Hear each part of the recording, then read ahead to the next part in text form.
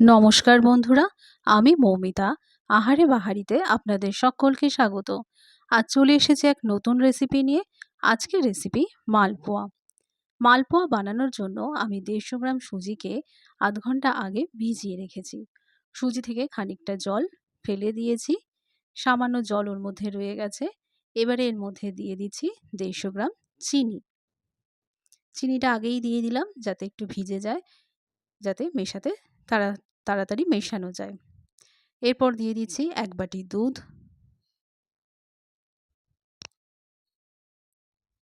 এরপর দিয়ে দিচ্ছি নারকেল কোড়া। নারকেল কোড়া দিলে টেস্টটা ভালো হয়। এরপর দিয়ে দিচ্ছি ময়দা 150 গ্রাম।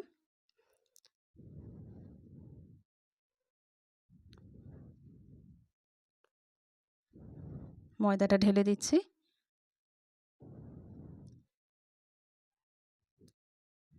এরপর দিয়ে দিচ্ছি মৌরি। মৌরি দিলে একটা সুন্দর গন্ধ হয়। এবারে এই সবকটা জিনিসকে ভালো করে মিশিয়ে নেব। ভালো করে মিশিয়ে নিচ্ছি।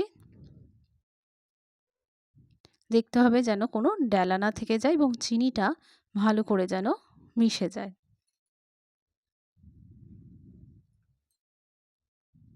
ভালো করে নাড়িয়ে নাড়িয়ে মিশিয়ে নিতে হবে।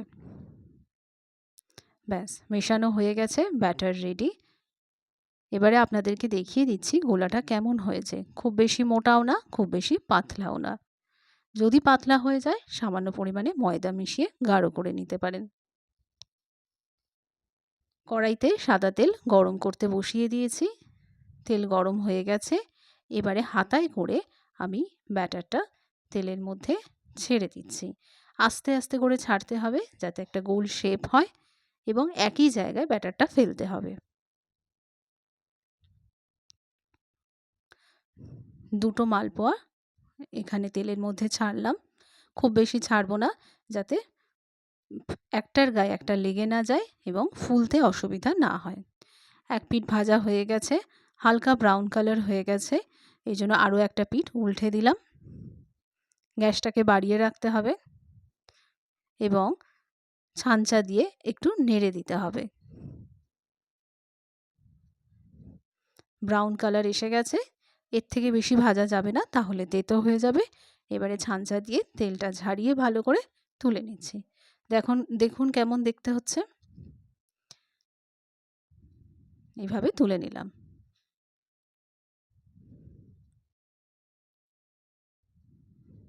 আবারও একবার আমি তেলের মধ্যে ছাড়াটা দেখিয়ে দিচ্ছি।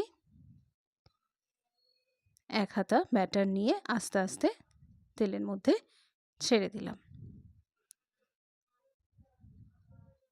ব্যাটারটা যেন একই জায়গায় ফেলা হয়। আবারও একটা দিলাম পাশে।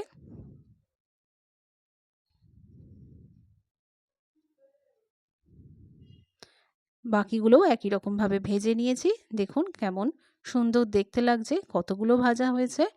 তাহলে আজকের মতো এটুকুই। আবার দেখা হচ্ছে নতুন একটা ভিডিওতে, নতুন একটা রেসিপি নিয়ে। একটা মালপোয়া আপনাদেরকে চেপে দেখাচ্ছি কেমন স্পঞ্জি হয়েছে। দেখুন কেমন সফট হয়েছে। আজকের মতো এটুকুই। ধন্যবাদ।